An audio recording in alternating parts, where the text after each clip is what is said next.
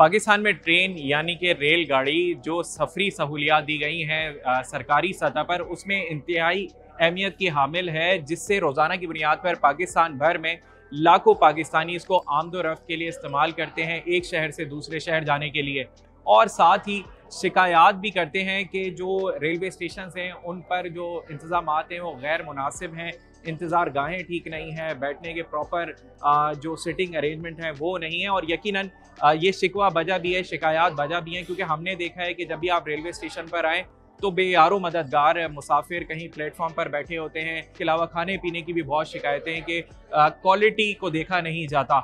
इसी को मद्देनजर रखते हुए पाकिस्तान रेलवे की जानिब से जो पाकिस्तान भर में मरकज़ी रेलवे स्टेशन है जहां आमदोरफ्त मुसाफिरों की ज़्यादा है, उन्हें अपग्रेडेशन करने के लिए एक इनिशिएटिव लिया गया है। उसमें जो तज़ीन व आराइश है और जदीद सहूलियात से आरास्ता करने के लिए काम किया जा रहा है। और कराची से जो सफ़र करते मुसाफिर उनके लिए भी खुशखबरी है कि कराची कैंट रेलवे स्टेशन, जिससे रोज़ाना की बुनियाद पर 15,000 से ज़ायद मुसाफिर आमदोरफ्त के लिए जिसको इस्तेमाल करते हैं, उस पर भी अपग्रेडेशन की जा रही है, तज़ीन व आराइश की जा रही है, जदीद सहूलियात देने जा रही है पाकिस्तान रेलवे। आखिर वो सहूलियात हैं क्या?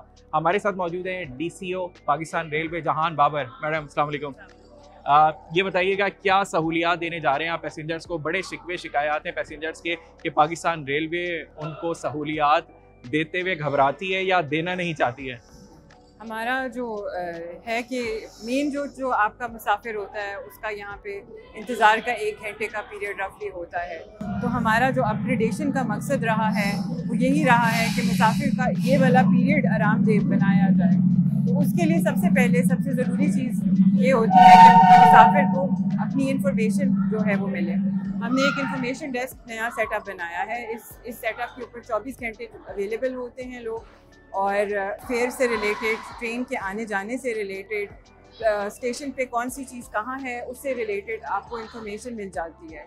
तो ये शिकायत दूर करने के लिए कि स्टेशन पे जाके समझ ना आए कि कहाँ जाना है, क्या करना है, वो चीज़ इस छोटे से स्टेप से हमारी वो चीज़। अच्छा, खास तौर पे हमने देखा है ये कुछ बूथ लगे हुए हैं, ये ऑटोमेटेड हैं, लग ऐसे रहा है कि जैसे पैसेंजर ने खुद जाकर जैसे टिकट लेना है। क्या इसका मैकेनिज्म है? बिल्कुल ऐसे ही है। ये सेल्फ सर्विस आपकी टिकटिंग सिस्टम्स हैं। कैंट स्टेशन पे डेली की 2 से 3 हज़ार मुसाफिरों की बुकिंग होती है। तो रिजर्वेशन में लाइनें बहुत लंबी होती हैं।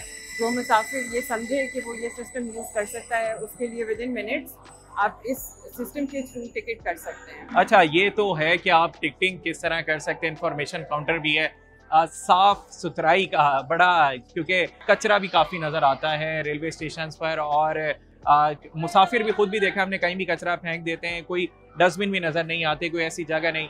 तो इसको कोई आपके इल्म में है ये चीज़ कि इसको भी बेहतर कर रहे हैं? हमने अभी रिसेंटली सिंध सॉलिड वेस्ट के साथ हमने एग्रीमेंट किया है। कराची कैंट स्टेशन पे डेली की फुटफॉल आपकी 50,000 लोगों की होती है। तो इतना बड़ा फुटफॉल का जो डिस्पोजल वेस्टेज है मैनेज करना बड़ा मुश्किल काम है। तो इस एग्रीमेंट के तहत हमारे सारे प्लेटफॉर्म्स, पार्किंग्स, हमारे ट्रैक्स, यहाँ तक कि हमारी वॉशिंग लाइन्स भी सारी साफ क्लियर हो जाएंगी।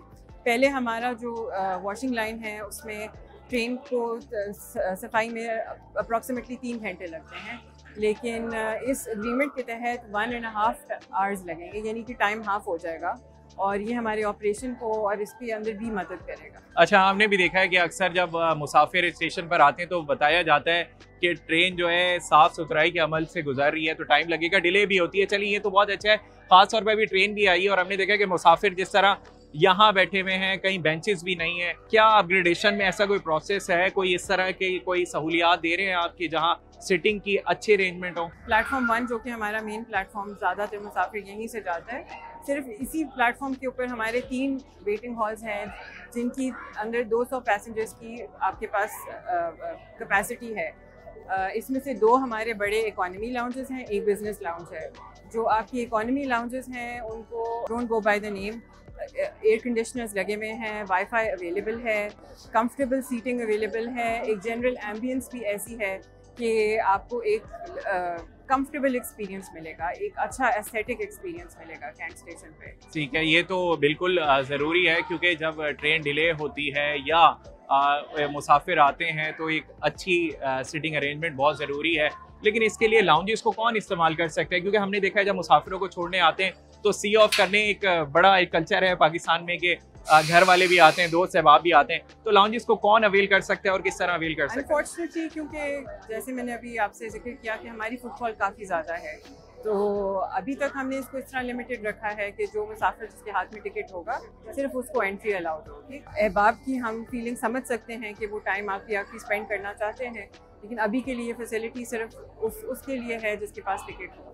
अच्छा, क्योंकि मुसाफिरों की जो तादाद होती है उनमें कोई एज ब्रैकेट नहीं होता, बच्चे भी होते हैं, बड़े भी होते हैं, ज़ईफ़ुल उम्र अफराद भी होते हैं, तो जीना चढ़ना काफ़ी मुश्किल होता है सामान के साथ। और हमने देखा है कि ऑटोमेटेड कुछ जीने बनाए जा रहे हैं, कब तक इस पे काम होगा और कितने जीने हैं इस कैंट स्टेशन पर? यहाँ पर एक पेयर ऑफ एस्केलेटर्स ये लगाया हुआ है जो कि प्लेटफॉर्म 1 को प्लेटफॉर्म 2, 3 से कनेक्टेड करता है।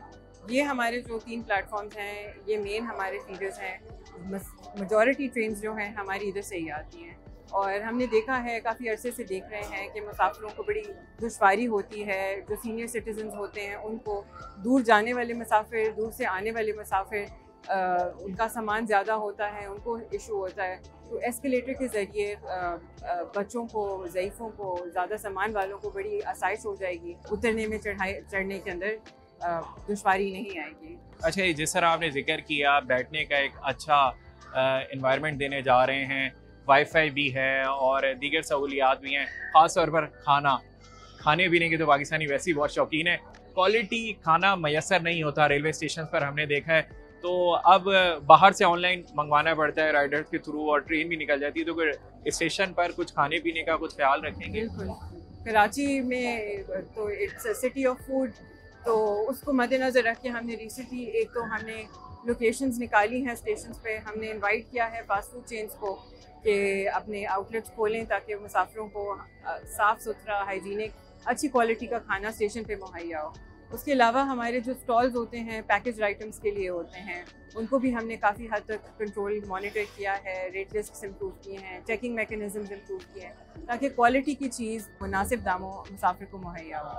अच्छा, आखिर में मुझे बताइएगा, ये सारा अपग्रेडेशन का अमल जो है, जितनी भी सहूलियात आपने बताई हैं तो अट्रैक्टिव, लेकिन ये कब तक जो कराची से सफ़र करने वाले मुसाफिर हैं इससे मुस्तफ़ीद होंगे? इंशाल्लाह हमने 2 वीक्स का अपने लिए मार्जिन रखा है, 2 वीक्स तक हो जाएंगे। आपके एस्केलेटर्स भी, आपके वेटिंग रूम्स फंक्शनल हो जाएंगे, तो जल्द हमारा जो मुसाफिरों का एक्सपीरियंस है वो बेहतर हो जाएगा। चलें, बहुत शुक्रिया। हमारे साथ मौजूद थी DCO पाकिस्तान रेलवे जहान बाबर, जिन्होंने कराची के मुसाफिरों के लिए जो इंतजाम किए जा रहे हैं पाकिस्तान रेलवे की जानिब से उससे आगाह किया कि क्या क्या होने जा रहा है। खुद कार जीना होगा, वाईफाई होगा, लाउंजेस में कंफर्टेबल एक एनवायरनमेंट दिया जाएगा।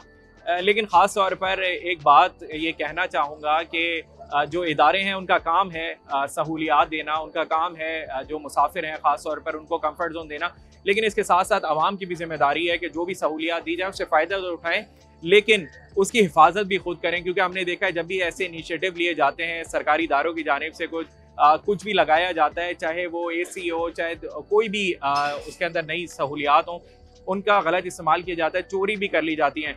तो यकीनन हर मुसाफिर, हर पाकिस्तानी की जिम्मेदारी है कि वो सहूलियात से फ़ायदा भी उठाए और उसकी हिफाजत भी खुद करे।